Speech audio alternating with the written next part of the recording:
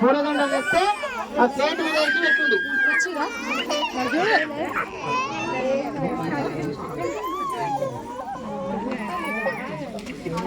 Pencil కానీ పెన్నులు కానీ బుక్స్ కానీ తీసుకొచ్చిన వాళ్ళు ప్లేట్ మీద పెట్టండి.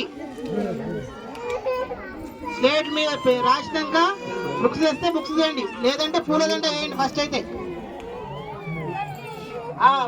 పరిచినవి ఉన్నాయా?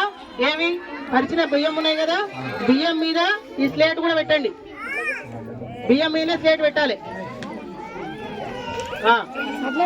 పూలదండ వేయండి.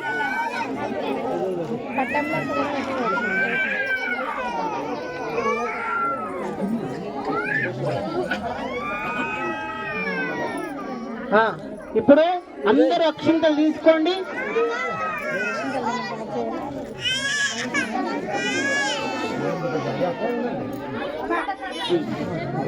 మీరు కూడా అక్షింతలు తీసుకొని సరస్వతీ దేవికి నమస్కారం చేసుకోండి.